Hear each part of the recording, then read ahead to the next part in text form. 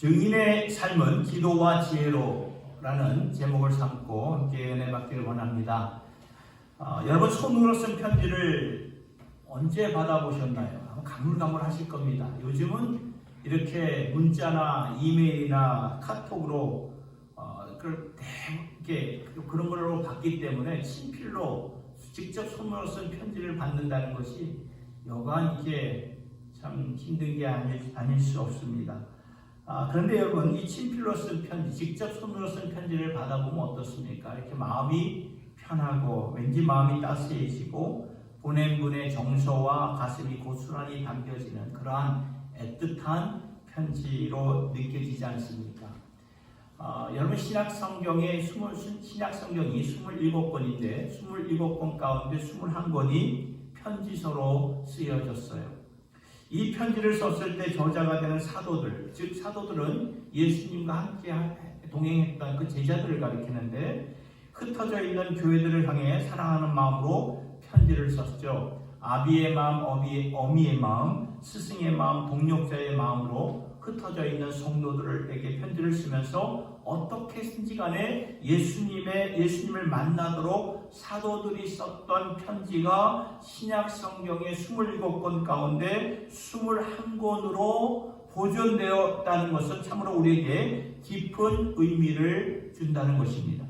왜냐하면 사도들이 가졌던 애틋한 그러한 감정이 바로 주님께서 오늘날 당신의 교회, 당신의 백성들, 교인들 향해 갖고 계시는 애틋한 마음이라는 것을 우리에게 알려주시기 때문이지요. 그리고 이 편지를 통해 우리에게 전달하고 싶은 하나님의 마음, 하나님의 가슴이 있어요.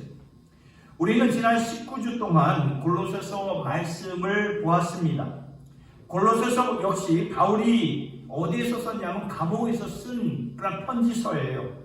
골로새라는 도시는 오늘날로 어디를 가리키냐면 터키를 말하는 것인데 그 도시에 있는 성도들을 위해서 보냈던 편지였죠. 그래서 이 편지를 보면 바울이 성도들을 향해 애타는 마음이 고스란히 우리에게 전달이 되고 있고요. 또한 이 편지의 내용을 보면 예수의 마음이 우리를 향한 마음으로 전달이 되고 있음을 보게 됩니다. 그래서 골로새서를 통해 우리에게 주시고자 하는 중심 키워드는, 중심 메시지는 하나님의 모든 비밀이 예수 안에, 예수 그리스도 안에 담겨져 있다는 것입니다. 하나님의 모든 비밀은 무엇입니까? 하나님의 지혜를 가리키는 거예요. 하나님의 지혜라는 것은 바로 이거죠. 하나님은 과연 어떠한 분인가? 하나님의 진리는 무엇인가? 우리가 하나님을 알 수 있는 길, 구원받을 수 있는 길은 무엇인가? 이게 하나님의 비밀인데, 지혜인데, 전에는 이 모든 것이 비밀이었고 수수께끼였어요.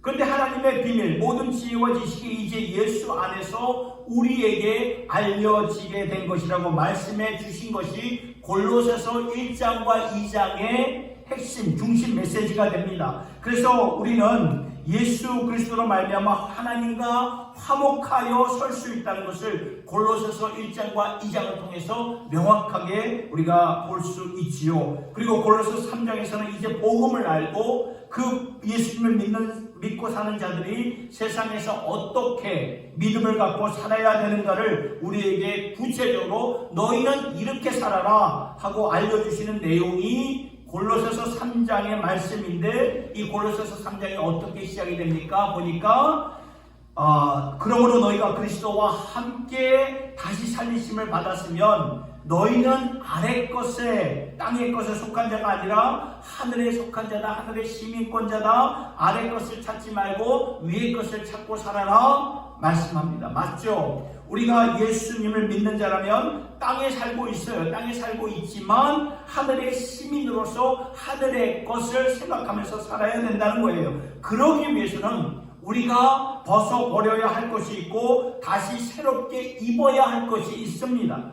전에 입고 있었던 우리의 세속적인 모습들은 과감하게 벗어던지고 이제는 예수 그리스도의 옷을 입어야 되는데 골로새서 3장의 말씀을 쭉 이렇게 살펴보니까 특별히 벗어버려야 하는 것 중에 세상의 음란과 분노를 벗어버려야 된다고 말씀을 하고 있죠. 그리고 입어야 될 것은 무엇입니까? 예수님의 성품을 입으라고 말씀합니다. 예수님의 성품을 따라 사는 것이 곧 영성이기 때문에 구체적으로 예수를 주로 삼은 아내와 남편의 모습은 어떠해야 되는가? 예수를 주로 삼은 자녀와 부모의 관계는 어떠해야 하는가? 그리고 고용받은 고용인들과 고용하는 고용주들이 상전과 종의 삶이 일터에서 어떻게 예수의 마음과 사랑을 갖고 살아야 되는가? 구체적으로 말씀해 주셨어요. 그리고 오늘 본문에서는 마지막 권면으로 이 편지서를 끝맺기 전에 한 번 더 예수를 가슴에 품은 자들이 어떻게 이 세상을 살아야 되는가를 두 가지 권면을 통해서 말씀해 주시는 것이 오늘 본문의 내용이 되는 것입니다. 그래서 첫 번째 권면은 이것입니다. 기도 가운데 감사함으로 깨어 있어야 한다. 오늘 본문 2절 말씀이 바로 이 내용입니다. 기도를 계속하고 기도에 감사함으로 깨어 있으라. 여러분, 하나님께서 이 말씀을 우리에게 주신 이유는 우리가 영적으로 깨어 있지 못하기 때문에 이 말씀을 주신 거예요. 우리가 아무리 예수님을 믿고 따르는 사람이라 할지라도 쉽게 영적으로 깨어 있지 못한 모습을 보게 되지 않습니까? 그래서 마가복음 14장 38절에 예수님께서 제자들에게 이런 말씀을 하셨죠. 너희들은 깨어 있기 위해서 기도하여라. 이 말씀은 어디서 주셨냐면 예수님이 십자가를 지시기 전에 그 겟세마네 동산에 이제 그 전날 밤에 십자가 지시기 전날 밤에 아버지와 마지막 기도를 하시기 위해 올라갔는데 그 자리까지 따라간 제자들에게 주셨던 말씀이 바로 이 말씀이에요. 기도함으로 깨어 있으라. 여러분, 제자들은 예수님을 위해서 자신의 모든 것을 희생하고 헌신했던 그런 자들이었어요.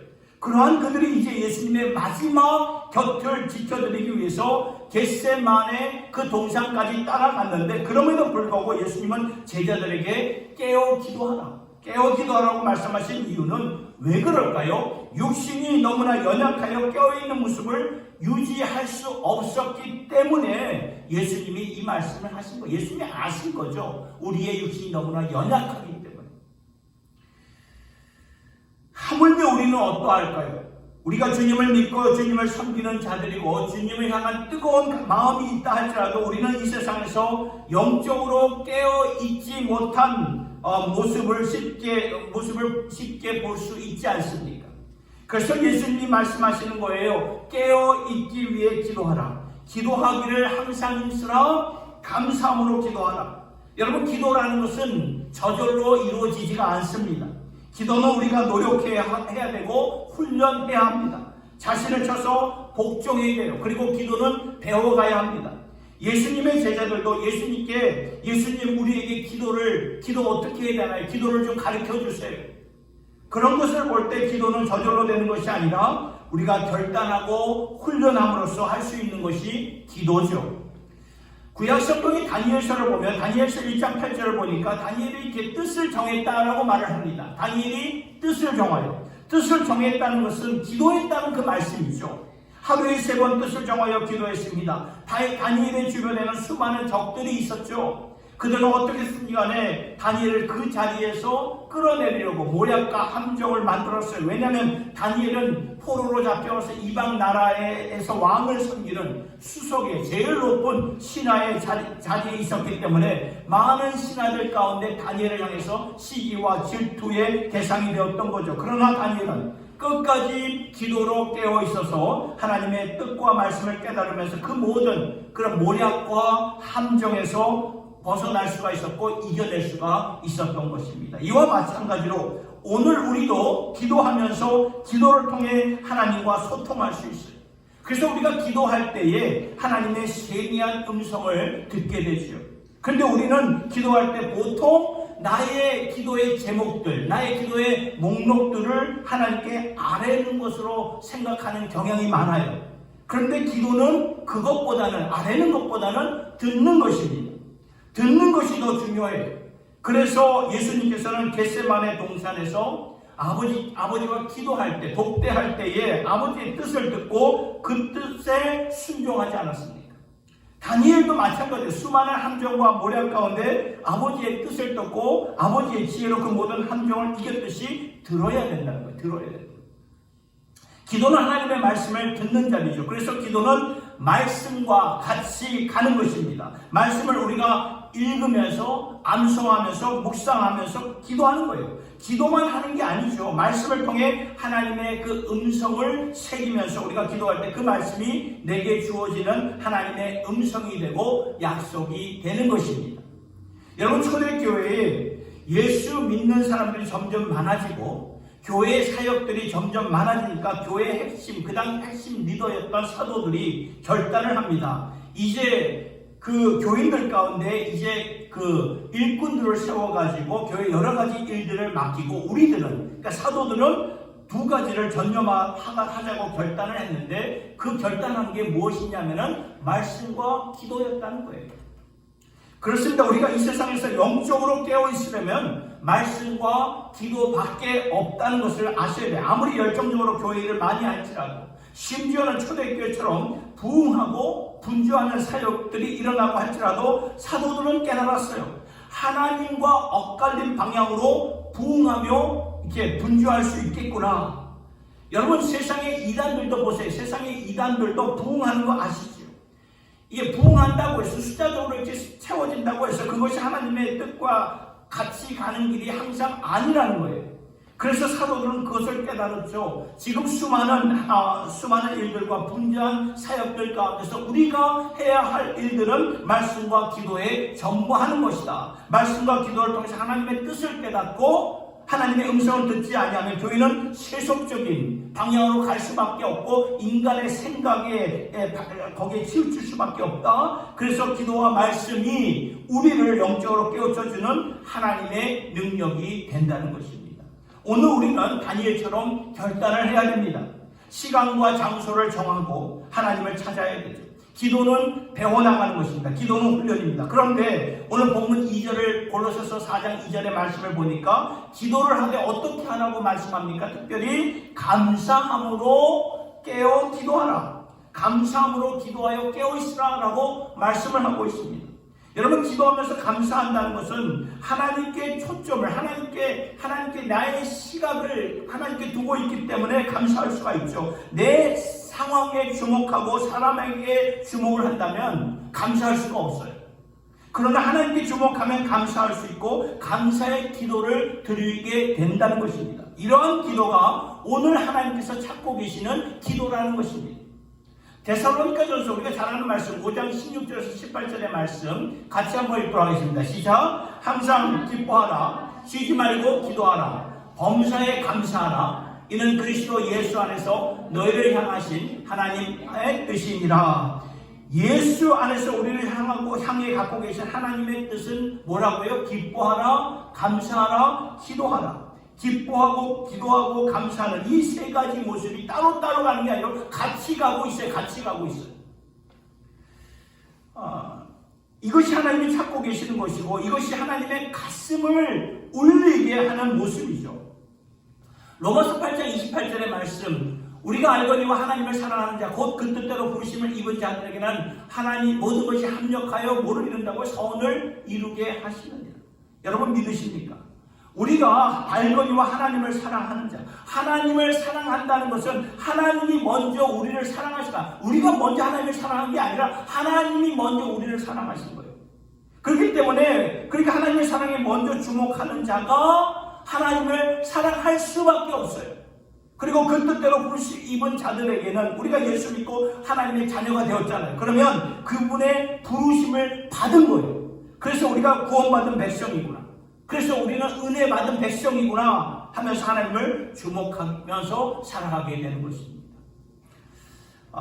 그런 가운데 모든 것이 합력하여 선을 이루게 되죠. 여러분, 감옥에서 이 말씀을 쓰고 있는 바울은 지금 고난과 아픔 중에서도 하나님께로 초점을 두었어요. 초점을 두니까 경제적인 그런 상태나 가정의 아픔이 어떠한 질병일지라도 그 모든 것을 넘어서 하나님을 주목하니까 탄식하죠. 인간이니까 탄식하지만 감사의 고백이 나오는 것입니다. 제가 초등학교 때 미술 시간에 그림을 그렸던 이렇게 생각이 나요. 선생님이 스케치북, 다 아실 거예요. 스케치북 이렇게 다 갖고 오라 그래서 이제 스케치북을 펴고 이제 어떤 주제를 주고 그림 그리는 시간을 이렇게 주셨을 때 뭐 어떤 주제는 기억은 안 나지만 뭐 제가 뭐 제대로 그렸겠습니까? 형편이 없었지요. 제가 봐도 뭐 낙서한 것 같기도 하고 뭐 그러한 그림이 그려졌는데, 그런데 이제 선생님이 오셔가지고 제 그림을 보더니 그 위에다가 자신의 그림을 이렇게 그려주시는 거예요. 그래서 제가 그린 막 엉망으로 그려진 그런 그림 위에다가 선생님의 그림이 합작이 되니까 새로운 그림이 펼쳐지는 것을 보면서 근데 그 기억이 나요. 와, 이게 새롭고 놀랬던 그런 마음이 이렇게 생각이 듭니다. 마찬가지로 하나님이 그렇게 역사하신다는 거예요. 그래서 하나님께서 역사하시는 선이라는 것이 무엇이냐면 각 사람마다 다 달라요. 기질이 다르고 모든 그런 무슨 행동하는 게 뭐 다 다르죠. 우리는 각자마다 잘못 그려질 때가 있고 아니면 실수한 그림이 있을 수가 있고 아니면 넘어진 모습에서 지각이 다른 모습들 무엇인가 부서지고 망가지고 아파한 모습을 선생이 되시는 하나님께서 오셔서 당신의 그림으로 그 위에다가 그려주시면서 합력하여서 당신의 새로운 그림을 만들어 주시겠다, 그 말씀이에요. 이것이 바로 로마서 8장 28절 이 말씀에 약속이 되는 거예요. 우리는 망가졌고 우리는 실수했고 우리는 무너졌지만 하나님을 사랑하는 자 곧 그 뜻대로 부르심을 입은 자들에게는 모든 것이 합력하여 선을 이루는 줄 여러분 믿으시기를 바랍니다. 이 약속을 우리가 주목하기 때문에 감사가 가능한 거예요. 그래서 감사로 기도하며 깨어 있으라는 것은 그 감사의 기도가 하나님께로 초점을 둔 기도이기 때문에 감사로 기도할 수가 있는 거예요. 여러분, 우리의 기도 가운데 감사의 기도가 요사이 있으십니까? 내 기도가 과연 깨어있는 기도인가? 내 기도가 과연 하나님의 가슴과 하나가 된 그러한 기도인가? 그것을 알기 위해서는 내 기도의 감사의 분량이, 그렇죠? 기도할 때 아시잖아요. 감사의 분량이 얼마나 되는가 우리가 생각해 보고 돌아볼 수 있어야 된다는 거죠. 감사함으로 기도할 때 하나님의 선이 이루어지고 또한 하나님의 놀라운 은혜 가운데 우리가 깨어 있게 된다는 말씀입니다. 이렇게 기도를 강조하시면서 또 한 가지 말씀하시는 것은 사도 바울이 자신과 자신의 모든 선교 사역을 위해서 기도하라고 그들에게 기도 부탁을 하는 장면이 오늘 본문에서 또 나오죠. 3절과 4절의 말씀의 내용입니다. 하나님이 우리에게 전도의 문을 열어주셔서 그리스도의 비밀을 말할 수 있도록 우리를 위해서 기도해 주십시오. 그리하면 내가 마땅히 이 비밀을 나타낼 것이고 여러 외인들에게 지혜로 행하여 이제 예수 그리스도를 알리게 될 것입니다. 그러니 내가 이 비밀을 명확하게 전하도록 기도해 주십시오. 이 말씀을 현대어로 이렇게 제가 풀이해서 말씀을 드린 겁니다. 이 말씀은 저와 여러분들도 이렇게 기도할 수 있다는 거예요. 사도 바울과 그의 팀 멤버들은 돌아다니면서 이게 지역 선교, 세계 선교를 하고 있었죠. 지금 골로새 교인들은 뭐 사도 바울과 같이 따라 나서 이렇게 세계 선교를 한 게 아니에요. 그 지역에 남아 있었어요. 그러나 그들이 그 지역에 남아 있으면서 모든 지역을 품고 기도할 때 세계를 품고 기도할 수 있다는 것을 말씀해 주시고 있는 거예요. 우리도 마찬가지죠. 모든 사역을 다 감당할 수 없지만 모든 지역을 품고 기도하면은 우리 교회뿐만 아니라 지역사회, 한국교회, 이민교회, 세계 선교를 마음에 품고 기도하면 하나님의 모든 사역에 우리가 동참할 수 있게 된다는 것입니다. 이렇게 성경은 우리에게 폭넓게 좁게 기도하지 말고 폭넓게 기도하라. 세계를 품고 기도하라. 하나님의 모든 일들을 품고 기도하라. 우리가 이렇게 기도하면 하나님이 일하신다는 거예요. 이렇게 멋진 영광스러운 폭넓은 기도를 우리가 하게 될 때에 우리는 깨어 기도하게 된다는 거예요. 좁은 기도가 아니에요. 넓은 기도입니다. 감사함으로 기도하게 된다는 것입니다. 두 번째 권면은 지혜에 대한 권면이죠. 무엇일까요? 믿지 않는 자들과 지혜롭게 행동해야 된다는 말씀입니다. 첫 번째 권면이 기도의 초점이 되었다면 두 번째 권면은 지혜에 대한 초점을 두고 있어요. wisdom. 5절의 말씀을 보니까 이렇게 나와 있죠. 외인을 향하여는, 여기서 외인은 안 믿는 자들, 불신자들을 가리키는 것입니다. 안 믿는 자들에게 대해서는 지혜로 행하여 세월을 아끼라. 여러분, 믿는 자인 우리들은 안 믿는 자들과 같이 시대를 가야 되는 그런 현실 속에 살고 있지요. 예수를 믿는 자들인 우리가 예수 믿는 자들과 따로 모여 사는 것은 하나님의 뜻과는 이게 어긋난 그런 모습입니다. 예수님께서 분명히 말씀하셨죠. 너희는 세상의 소금이다, 빛이다. 소금은 세상에 뿌려져야 된다. 빛은 어두운 세상을 밝혀야 된다. 하나님의 뜻은 믿는 자들끼리 어떠한 요소에 들어가서 살라고 교회가 세워진 것이 아니라는 거죠. 하나님의 뜻은 뭐예요? 교회에서 받은 은혜를 가지고 세상에 나가서 소금과 빛의 역할을 감당하라고 교회를 세워주신 거예요. 다만 우리가 안 믿는 자들과 함께 더불어 살 때 지혜롭게 살아야 된다고 성경은 우리에게 이렇게 권면해 주시고 있는 거예요. 안 그러면은 우리가 세월을 낭비할 수밖에 없다고. 그래서 성경은 세월을 아끼라고 말씀하는 거예요. 왜냐하면 세상 풍조라는 것은 하나님의 뜻과는 대립되는 그러한 길이기 때문에. 에베소서 5장 15절 16절의 말씀 같이 한번 읽어보겠습니다. 시작. 그런즉 너희가 어떻게 행할 것을 자세히 주의하여 지혜 없는 자 같이 말고 오직 지혜 있는 자 같이 하여 세월을 아끼라. 때가 악하니라. 여기서도 오늘 본문의 내용같이 같은 말씀을 주시고 있어요. 너희가 세상 사람들 틈에서 더불어 살 때 어떻게 행할지를 자세히 주의하면서 살아라. 그냥 세상 풍조에 따라서 거기 휩쓸려가지고 같이 거기 따라 살지 말아라, 그 말씀이죠. 왜냐하면 세상이 악하기 때문에. 그러니까 어떻게 행할지를 주의해서 지혜 있는 자처럼 살라고. 그래야 세월을 아끼면서 살게 된다고 말씀은 증거하는 것입니다. 여러분, 하나님은 우리에게 예수 안에서 선한 사역을 주셨다고 말씀하셨어요. 그렇다면 우리는 이제 예수 안에서 하나님께로부터 받은 선한 사역이 각 심령마다 사람마다 다 있는데요. 그 선한 사역을 가지고 선한 영향을 끼치면서 살아야 된다는 거예요. 그런데 도리어 세상의 영향을 받으면서 우리가 살 수 있거든요. 그것이 바로 세월을 낭비하는 것이라고 말씀하는 거예요. 그러니까 너희가 기회를 사가지고 도리어 선한 영향을 끼치면서 사는 이것이 중요한 것이다. 그래서 너희들을 세상에 소금과 빛으로 보낸 것이다. 소금으로 뿌려졌는데 방부제 역할을 못한다면 아무런 쓸모가 없죠. 빛으로 보내졌는데 어둠에 묶여있으면 아무런 소용이 없는 것입니다.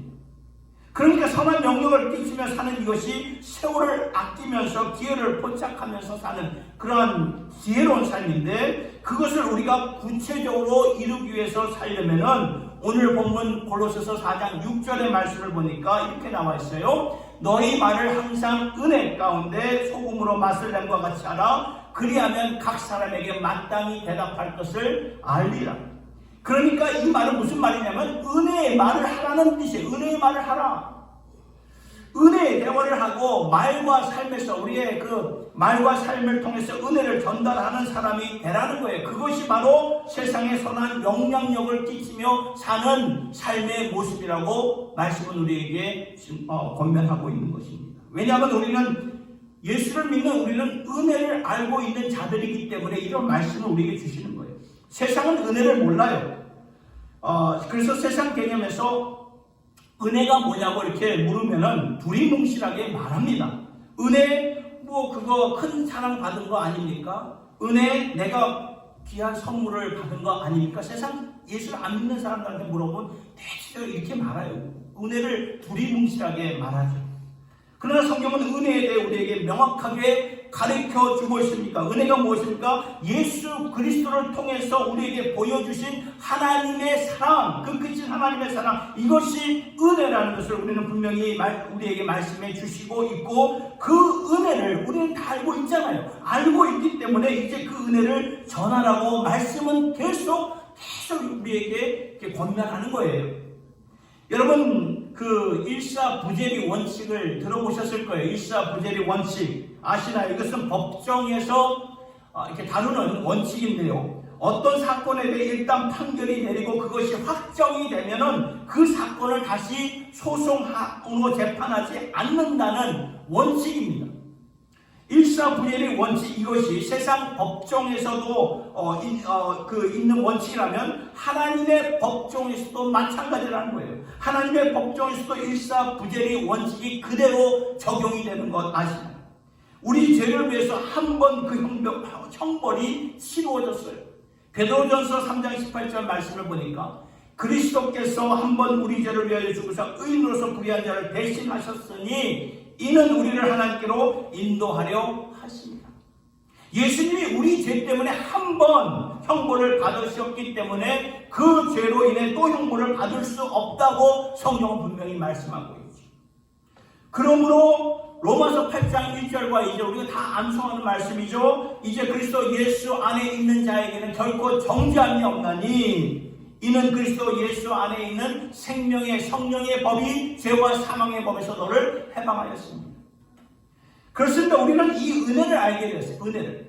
예수님이 한번 우리 죄를 위해서 죽으셨으니 이제는 예수 안에 있는 자들에게는 일사부재리 원칙이 적용이 되며 그래서 예수 안에 있는 자들에게는 결코 정죄함이 없다는 말씀이에요. 이 은혜를 알았다면 이 은혜를 전해야지. 이 은혜를 알고 있다면 은혜를 알지 못하는 세상을 향해서 전해야지요. 언젠가 이스라엘 지역신문에 이러한 기사의 제목이 실렸습니다. 그들은 알았다. 그러나 알리지 않았다. 그래서 13명은 죽고 말았다.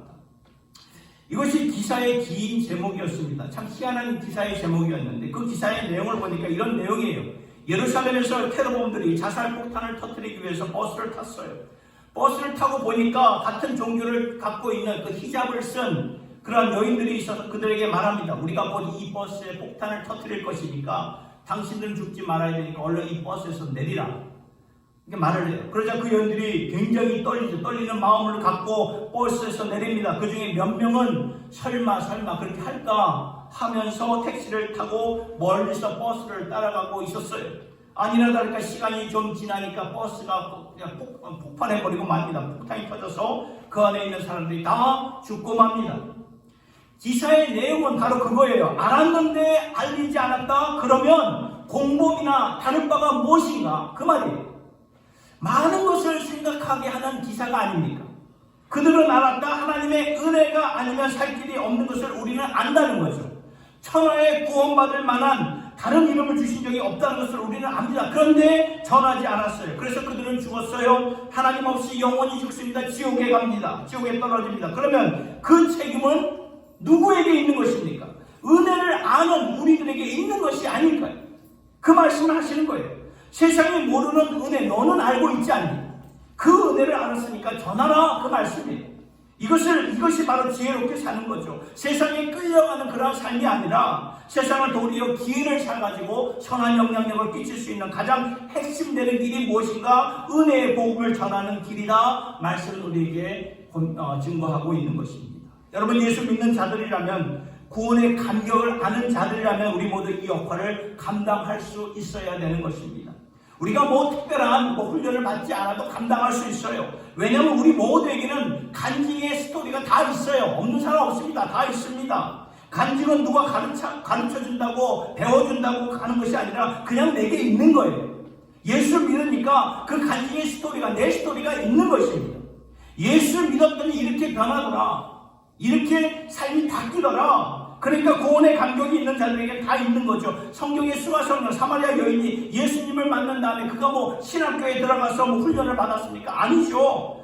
우리가 기다렸던 메시아가 바로 이분이 아니었던가 하면서 곧바로 사마리아 도성에 성에 들어가서 많은 사람들을 예수님을 전파함으로 많은 사람들을 예수님께로 인도했던 그런 삶을 보지 않았습니까? 그 여인의 스토리 우리 모두에게도 있는 스토리가 아닙니다. 그 간증을 갖고 우리가 전하는 것입니다. 복잡한 복음 전파가 아닙니다. 내가 받은 은혜가 있어요. 그 은혜를 자연스럽게 알리는 것이 은혜를 알리는 거죠. 이것이 본문에서 말씀하고 있는 마지막 두 개의 권면의 말씀이 되는 것입니다. 사랑하는 주의 백성들을 향해서 하나님께 주시는 편지서의 권면이 되는 것이죠. 말씀을 맺습니다. 여러분 기도로 깨어있으라. 특별히 감사로 기도하며 깨어있으라. 그리고 은혜의 복음을 전하면서 세상과 함께 흘러가지 말고 도리어 기회를 사서 하나님께 선한 영향을 끼치며 살아라. 이렇게 주님의 증인으로 살아가는 저와 여러분 모두가 될 수 있기를 예수님의 이름으로 축원합니다. 기도하겠습니다. 하나님 아버지, 오늘 주님의 편지를 가슴에 새깁니다. 편지의 마지막 권면 끝내기 전에 이것만큼 다시 한번 강조해야 되겠다는 이 권면의 말씀, 기도하여 깨어있으라, 특별히 감사함으로 기도하여 깨어있으라고 말씀하시니 주님, 우리가 기도하는 사람들이 되기를 원합니다. 시간을 정하고 장소를 정하고 기도를 통해 하나님과 소통할 수 있는 주님의 자녀들 되게 하여 주시옵소서. 특별히 감사함으로 기도하고 세상을 품고 선교제를 품고 기도하라고 하셨사오니 주님 감사로 기도하며 세계를 품고 기도하면서 기도로 주의 일을 감당하여 깨어있는 저희들 모두가 되게 하여 주시옵소서. 그리고 세상에 안 믿는 자들과 더불어 살아갈 때 지혜롭게 살도록 각자에게 주신 간증의 스토리가 있습니다. 그것을 전하면서 사는 저희들 되게 하여 주시옵소서. 때를 얻든지 못 얻든지 간에 때가 없으면 시간을 내서라도 찾아가 사랑하는 친구, 가족들, 이웃들에게 은혜의 주님을 전하며 하나님의 뜻대로 살 수 있는 저희들 모두가 되기를 바라며 예수님의 이름으로 기도드리옵나이다. 아멘.